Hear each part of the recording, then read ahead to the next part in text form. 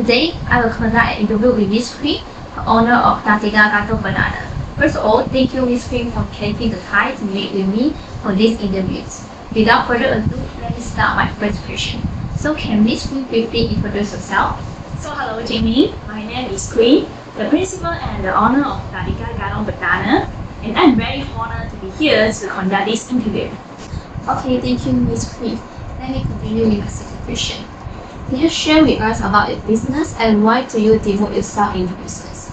The reason I started this kindergarten is because of my friends. They're all married and they had children.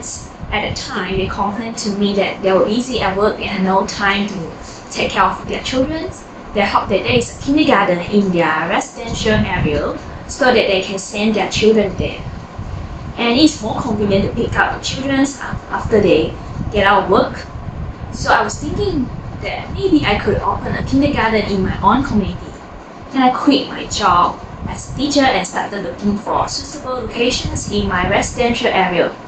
I made a desperate bet and invested my current funds to open this kindergarten in 2006. There were not many students at the beginning, about 3 to 4 students, and then starting from the second year, more community residents are willing to send their children to our kindergarten to take care of them. There were about 8 to 10 students at a time. Later, because of publicity among parents, our kindergarten was able to operate until now. Based on knowledge, what do you understand about business ethics and governance?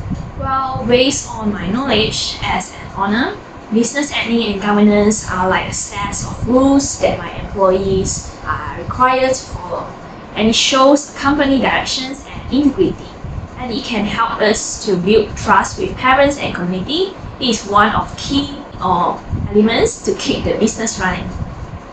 Is there any specific ethics and governance modules or guidelines provided in your business?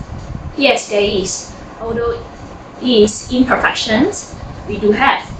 Before they join our company, I always tell them to be punctual because they are kindergarten teachers. So if they can't arrive on time and have difficulty getting out in the morning, then who will take care of the children?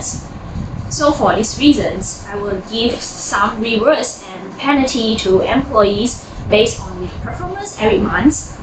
Besides, I will request my staff to prepare a lesson plan before teaching. And students come here is to learn new things. So I really hope that our teachers can prepare with different things, games and material for children to experience. How do you implement good ethics and governance for your activity? I mentioned just now, if employees are on time, not late, I'll give them some rewards. And we also have monthly performance reviews. I will supervise and evaluate the performance of teachers in teaching and the way they communicate with students, and select a teacher with the best performance to reward. Because children all need encouragement. Of course, I also think the same for teachers. I believe that this will make them more motivated to take care of these energetic children. What kind of issues or problems related to ethics and governance have occurred in your business?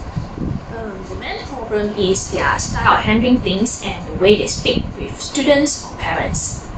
This usually happens to younger teachers. They are more direct and not tactful enough when they talk with the student. They may use inappropriate words, and then kids will learn or imitate. If they learn bad things, it's difficult for me to explain to the parents. So as the principal, I will pay great attention to their words and always remind them that they are facing the children and not close friends. Okay. If your employees do not comply with ethics and governance, what impact will it have on your company and yourself? If my employees do not comply with any governance, I think I will face criticism from parents. To be honest, this incident did happen. I remember that there was college students who had just graduated because the children are naughty and disobedient in class. He was a little angry and not able to control his temper and say some inappropriate words to that child. And the next day, the parent of the students came to me to complain about him. This incident has caused us a lot of impact to our kindergarten. They will feel that our teachers are not professional enough to teach to students well, and also affected the reputations of my business. Does your company have employee meetings? How often you have such meeting?